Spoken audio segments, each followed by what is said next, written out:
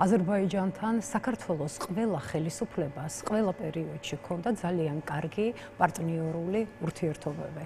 ჩვენ ძალიან კარგად გვახსოვს და მადლობელები ვართ ასევე მათი თანადგომის 2008 წელს, თუმცა პირველი შემთხვევაა და ეს მოხდა ქართული ოცნების პირობებში, როდესაც პარტიულ-პოლიტიკური ინტერესისთვის ქართულმა ოცნებამ მოახერხა ის, რომ სრული დემარში განუცხადა ევროპულ სამართლებრივ სივრცეს, მოახერხა ის, რომ ევროპული კონვენციით ნაკისრი ვალდებულება არ შეასრულა და დღეს ვხედავთ, რომ ავგან სადიგოვი ჟურნალისტი არის უკვე ბაქოში და ცოტა ხნის წინ გავრცელდა ინფორმაცია მისი მეუღლის მიერ, რომ ის არის დაკავებული. და როდესაც ქართული ოცნება საუბრობს მუდმივად სუვერენიტეტის განმტკიცების საკითხებში, მის ნარატივებში მუდმივად ჭარბობს ეს თემა, პირდაპირ მაგალითია იმისა დესუვერენიზაციის, როდესაც პოლიტიკურ პარტიული ინტერესი ხდება მათთვის უპირატესი, ისინი პირდაპირ არღვევენ ევროპულ კონვენციასაც კი და ამითი არის იქმნება უკვე ძალიან საშიში პრეცედენტი, რადგანაც ეს არის პირდაპირ დემარში სამართლებრივი ევროპული სამართლებრივი სისტემის წინააღმდეგ. თქვენ ბრძანეთ ახლა, რომ ასევე არის დაგეგმილი შეხვედრა ქართული ოცნების საპატიო თავმჯდომარესთან. ცხადია, ქართული ოცნება ყველანაირად ცდილობს, მაშინ როდესაც შეწყვეტილი არის სტრატეგიული პარტნიორობა ამერიკის შეერთებულ შტატებთან, რომ აი ეს რაღაც ახალი წერტილიდან, ათვლის წერტილიდან დაიწყო ეს ურთიერთობა. ამ შემთხვევაშიც მათ აქვთ რაღაც მომატებული მოლოდინები და ისინი ცდილობენ, რომ ალიევის ვიზიტის და ალიევის ზოგადად შუამავლად გამოიყენონ ალბათ სავარაუდოდ ამერიკის შეერთებულ შტატებთან, მაგრამ ჩვენ ვიცით, რომ ამერიკის შეერთებული შტატებისთვის ძალიან დიდი მნიშვნელობა აქვს იმას, როგორი პროცესებია საქართველოში. ისინი მუდმივად აცხადებენ, რომ ისინი არიან საქართველოს მხარეს, საქართველოს ეროვნული ინტერესების მხარეს, ქართველი ხალხის მხარეს და ცხადია, სანამ ამ ქვეყანაში არ გატარდება დემოკრატიული რეფორმები, არ შესრულდება მთავარი ვალდებულებები, რაც გახლავთ ცხადია ასევე თავისუფალ სამართლიან კონკურენტუნარიან გარემოში არჩევნების ჩატარება, თუ არ გათავისუფლებიან პოლიტპატიმრები, თუ არ მოხდება დემოკრატიული პროცესების სიჯანსაღე, თუ არ მოხდა ის, რომ შეიცვალა ნარატივები დასავლეთის მიმართულები და რეალურად მზადყოფნა არ გამოხატა ქართულმა ოცნებამ, ესეთ ფასადური მათ მიერ გადადგმული ნაბიჯები დადებითად ვერ იქნება ამერიკის შეერთებული შტატების მიერ აღქმული და რის იმედიც აქვს ქართულ ოცნებას, რომ გადაიტვირთება ურთიერთობები და რაღაც სუფთა ფურცლიდან დაიწყება, ასე არ იქნება. ამერიკის შეერთებული შტატები არის დემოკრატიის ფლაგმანი მსოფლიოში და ცხადია, დემოკრატიისათვის აუცილებელი არის, რომ ჩვენს ქვეყანაში დემოკრატიული გარემო იყოს პოლიტიკური პარტიებისთვის, დემოკრატიული გარემო იყოს სიტყვის თავისუფლებისთვის, შეკრების თავისუფლებისთვის, იყოს სამართლიანი კანონები, იყოს თავისუფალი გარემო, სამართლიანი გარემო ინვესტიციების შემოდინებისათვის და აგრეთვე გეტყვით იმასაც, რომ დღეს რაოდენ დიდი მნიშვნელობა ექნებოდა ანაკლიის სპორტის მზადყოფნა, სადაც ჩვენ 2020 წელს უნდა მიგვეღო პირველი გემი. ეს იქნებოდა გეოპოლიტიკური მნიშვნელობის უძლიერესი პროექტი, როგორც ეკონომიკის განვითარების თვალსაზრისით, ასევე უსაფრთხოების მიმართულებით და ჩვენ ვნახეთ ხომ, რომ ქართული ოცნების პირობებში პირდაპირ გაყარეს ინვესტორები, გააგდეს კონტი ჯგუფი, გააგდეს SSA მარინი, შეუქმნეს წინააღმდეგობა ცერბერუს, რომელიც უნდა შემოსულიყო საქართველოში და ვნახეთ ის, რომ ამ ქვეყანაში დაცული არ არის ინვესტიციები. ეს მაშინ, როდესაც წინა ადმინისტრაციის პირობებშიც მაიკ პომპეო სახელმწიფო მდივანი ამბობდა და ხაზს უსვამდა 2019 წელს, როდესაც ქართული ოცნების პრემიერი ბახტაძე იყო ჩასული, ანაკლიის მნიშვნელობას ასევე ამბობდა, როგორი ძალიან დიდ მნიშვნელოვანი არის დასავლური ინვესტიცია, რომ სხვა ქვეყნების გავლენების შესაჩერებელი არის, ასევე პომპეოს გზავნილებში ეს იკვეთებოდა 2020 წელსაც, როდესაც საქართველოში ჩამოვიდა და რამდენიმე კვირის წინ, როდესაც ჩამოვიდა ასევე ახალი ადმინისტრაციის პირობებში სახელმწიფო დეპარტამენტის წარმომადგენელი, ჩვენ ვნახეთ, რომ ისიც ჩავიდა ანაკლიაში. ამიტომ ახლა საოცრებაა იმ საკითხებზე საუბარი, რომ თურმე დასავლელი პარტნიორები და ამერიკელები არ ინტერესდებიან ანაკლიის სპორტით. ანაკლიის სპორტით დაინტერესებულია და ქალაქი ანაკლიის მშენებლობით ამერიკის შეერთებული შტატები, უბრალოდ ქართული ოცნების პირობებში მოხდა ინვესტორების პირდაპირ გაგდება და ჩაშალეს ძალადობრივად ეს პროექტი. კი ბატონო, ქავდალონა, აი ივანიშვილს რომ ცალკე ხვდება, ეს რას გეუბნებათ? იცით რა გულისხმობა რაღაცა საკმარისი არ იყო კობახიძესთან შეხვედრა და ამიტომ რაღაცა გადაწყვიტა რომ დამატებით ის ვინც არის გადაწყვეტილების მიმღები რეალურად მასთან ქონოდა ესე ვთქვათ აუდიენცია და თავად ხელისუფლებაზე რას ამბობს ეს რომ რაღაცა მეზობელი ქვეყნის პირველი პირი ჩამოდის ცალკე ხვდება სტატუსით ესე ვთქვათ უბრალოდ საპატიო თავმჯდომარის ხომ დავიწყოთ იქიდან რომ რეგიონში დღეს საქართველოს სუსტ პოზიციებზეა. ამას ემატება ის ფაქტიც, რომ მთელი მსოფლიოს მიერ საქართველოს პრემიერები არ აღიარებულები არიან როგორც რეალური ძალაუფლების მქონე. მათ ყველა მიციან, რომ პრემიერები საქართველოში იცვლებიან რეალურად პოლიტიკური გადაწყვეტილებების მიმღებები ისინი არ არიან. შეიძლება ხვალ რომელიმე პრემიერი ან ძალოვანი მინისტრი ან რომელიმე მაღალი პოლიტიკური თანამდებობის პირი აღმოჩნდეს ციხეში და ეს მუდმივად რაღაც ერთ ჩაკეტილ წრეში ტრიალს გავს. ამიტომაც ცხადია, მათ აინტერესებთ პირდაპირ შეხვედრა იმ ადამიანთან, რომელიც არის რეალური გადაწყვეტილებების მიმღები და ასეთი ადამიანი საქართველოში არის ბიძინა ივანიშვილი. მიუხედავად იმისა, ის მართველი პარტიის საპატიო თავმჯდომარეა, თუ ის არის რომელიმე ოფიციალური თანამდებობის პირი.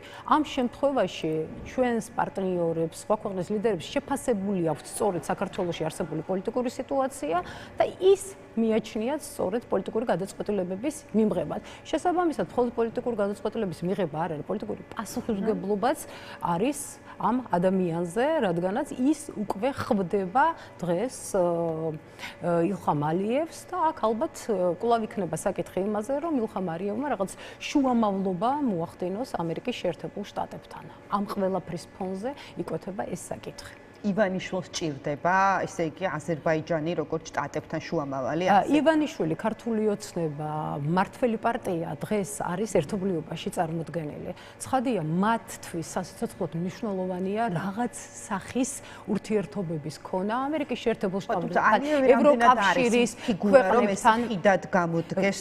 ეხლა, როდესაც არის სიტუაცია გამწვავებული ირანის ფონზე და ირანის კრიზისი, როდესაც საუბარი არის შუადერე ფანზე, როდესაც მიდის ზანგეზურის მიმართულებით აი ტრამპის გზებზე საუბარი და როდესაც ზოგადად ამიერკავკასიას აქვს ძალიან დიდი მნიშვნელობა საერთოდ გეოპოლიტიკურ ჭრილში დღეს უკვე ცხადია ილხამ ალიევსაც აქვს უფრო მეტი შესაძლებლობა ყოველ შემთხვევაში საქართველოს ბევრად მეტი შესაძლებლობა რომ ისაუბროს სხვადასხვა ქვეყნების პარტნიორებთან მაგრამ კიდევ ერთხელ ვეუბნები ქართულ ოცნებას ვინც არ უნდა ჩაერიოს ვინც არ უნდა იშუა მდგომლობს საქართველოში რეალურად გადაწყვეტილების მიმღები არის ქართველი ხალხი დღეს არის უკიდურეს მდგომარეობაში ჩვენ საქართველოში დღეს გვყავს 700,000-ზე მეტი სოციალურად დაუცველი, აქედან ნახევარზე მეტი არის ბავშვი, გვყავს მოშიმშილე ბავშვები სკოლაში, გვყავს მოშიმშილი ადამიანები და აი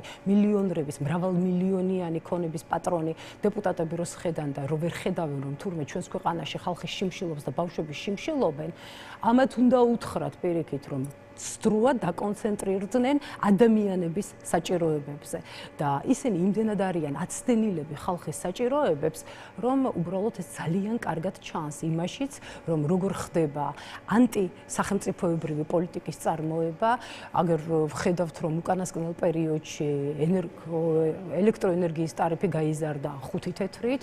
ეს 5 თეთრი შეიძლება ასე მარტივად ჟღერდეს და მოსასმენადაც მარტივი იყოს, მაგრამ ეს არის 33% და როდესაც ადამიანებს გადასახადი მოუვათ 33%-ით მეტი, რეალურად მაშინ მოხდება იმის შეგრძნება, რა მძიმე იქნება ეს ყველაფერი. გვესმის, რომ ნავთობზე გაიზარდა ფასები, მაგრამ სახელმწიფო არანაირ ზომებს არ იყენებს იმისათვის, რომ რაღაც ნაწილში სახელმწიფო შეეხიდოს მოსახლეობას, ხო?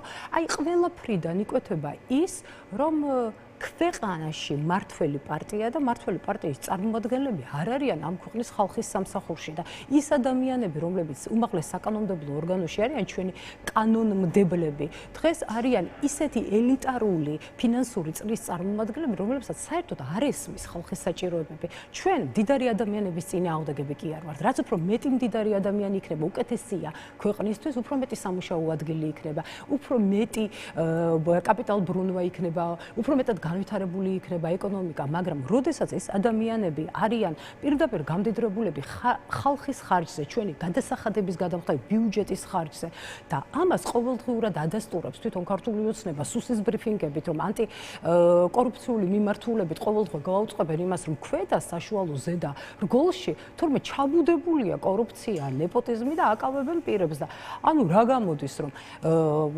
სოციალურად დაუცველი ადამიანები ან უფასო სასადილოში მოსარგებლე ბენეფიციარები, რომლებსაც გაწერილი აქვთ 1 ლარი და 70 თეთრი მთლიანად აი ეს მომსახურებისთვის აქ შედის მომსახურების ხარჯები და ასევე შენობების იჯარი და რეალურად საკვებ პროდუქტზე იხარჯება ლარი და 15 თეთრიდან ლარი და 30 თეთრამდე და ამასაც პარავს სახელმწიფო ჩინოვნიკები თავისი ანტიკორუფციული გარიგებებით. აქ საუბარი იმაზე, რომ ქართული ოცნება არის ხალხის სამსახურში, ხო, ეს ასე არ არის. ქვეყანა ღარიბდება, 5 წლის განმავლობაში 21,000-ზე მეტი ბავშვი არის გასული ქვეყნიდან ემიგრაციაში და რადგანაც მათ ამავდროულად შეწყვიტეს სწავლა საშუალო სკოლებში. თქვენ წარმოგიდგენიათ 21,000 ბავშვის გადინება მხოლოდ 5 წელიწადში? ეს იმას ნიშნავს, რომ ქვეყანაში რჩებიან ხანდაზმული ადამიანები. ვნახეთ სტატისტიკა, რომ შობადობა არის უფრო ნაკლები, ვიდრე სიკვდილიანობა. ერი არის უკვე არ ვიცი, გადაშენების პირას მისული, თან ვინც მიდის უცხოეთში, ესენი არიან ახალგაზრდები, ის ძალა, რომლებიც რეპროდუქციულ ასაკშია და ყველა მიმართულებით არის უკუსვა. ამიტომ ბურთი, კიდევ ერთხელ ვამბობ, რომ არის ისევ ქართული ოცნების მხარეს, მათ შეუძლიათ რეალურად პოლიტიკური გადაწყვეტილებების მიღება. ჩანიშნონ ხელახალი საპარლამენტო არჩევნები, გაათავისუფლონ პოლიტპატიმრები, უკან გაიწვიონ, გააუქმონ ეს ანტიდემოკრატიული კანონები და ამის შემდეგ უკვე გადატვირთა შეიძლება ჩვენ ყოფილ სტრატეგიულ პარტნიორებთან და ამ ეტაპზე აი ესეთი პოლიტიკით, რომელიც პირდაპირ არის აცდენილი ქართველი ხალხის მოთხოვნებს, ეს არის საქართველოსთვის პირველ რიგში ძალიან ცუდი პოლიტიკა და ჩვენი ქვეყნის ეროვნული ინტერესების წინააღმდეგ მიმართული. კი ბატონო და კაპიტოლანა ასევე მინდა ბოლო კითხვა დაგისვათ პრინციპში ეს უშუალოდ ესე ვთქვათ, პარტიულ ნაწილთან დაკავშირებით და ახსნი რას გულისხმობ, ჩვენ ვნახეთ ოპოზიციური ალიანსის ერთობა ცხრა პარტიისგან შემდგარი. თქვენი პოლიტიკური გუნდი არ არის ამ ერთობაში. ამ ალიანსმა გვითხრა რაღაც როგორი ტიპის ბრძოლის სტრატეგია აქვთ, ესე ვთქვათ, აღებული 26 მაისს დაანონსეს აქციაც, მანამდე რეგიონებში გასვლა და ასე შემდეგ. რა არის თქვენი პოლიტიკური დღის წესრიგი, რომელსაც თქვენ ესე ვთქვათ, დამოუკიდებლად ინდივიდუალურად ქმნით? ოპოზიცია არ არის ერთგვაროვანი. ოპოზიცია შედგება ბევრი პოლიტიკური პარტიისგან და ცხადია, ყველა პარტიას აქვს თავისი პოლიტიკური იდენტობა. ძლიერ საქართველოს ლელოს რაც შეეხება, ჩვენ არაფერს არ ვანონსებთ ყოველდღიურად რეგიონებში გასვლასთან დაკავშირებით, რადგან რეგიონებში ისედაც ვართ და დღესაც ჩვენი ლიდერები არიან ძალიან ბევრი მათგანი წასული რეგიონში და თქვენ იცით, რომ რამდენიმე თვიანი წყვეტა მქონდა მეც, გადასული ვიყავი უფრო მეტად პარტიის აღშენებლობის ნაწილზე და ძალიან ხშირი იყო მათ შორის ჩემი სიარული მუდმივად რეგიონებში, ისევე როგორც პოლიტიკური საბჭოს სხვადასხვა ლიდერების. რაც შეეხება 26 მაისს, ცხადია, ყველა პოლიტიკურ პარტიას, მათ შორის ალიანსად შეუძლია მიიღოს თავისი გადაწყვეტილება, როგორ აღნიშნავენ ამ დღეს, რა იქნება მაგათი დღის წესრიგი. ჩვენ ვიქნებით როგორც ყოველთვის ხალხთან, ეს არის უმნიშვნელოვანესი დღე, საქართველოს დამოუკიდებლობის დღე და როგორც ყოველთვის ძლიერი საქართველო ლილო იქნება ხალხთან ერთად და როგორც ყოველთვის ასევე ქვეყნის ეროვნული ინტერესების სამსახურში. ასე რომ ერთიანი რაღაც გეგმები ყველა პოლიტიკური პარტიის, ყველა საკითხთან დაკავშირებით ცხადია, არ არსებობს ასეთი რამ და არც უნდა იყოს დემოკრატიის პირობებში, იმიტომ რომ ყველა პოლიტიკურ პარტიას უნდა კონდეს საკუთარი გზა, მაგრამ ეს გზა უნდა იყოს თანხმედრაში ცხადია ჩვენი ქვეყნის ეროვნულ ინტერესთან და 26 მაისი ეს არის დღე ყველასი ამ ქვეყანაში, ეს არის საქართველოს დამოუკიდებლობის დღე და ცხადია, ეს არის ძალიან მნიშვნელოვანი ჩვენი ქვეყნისათვის.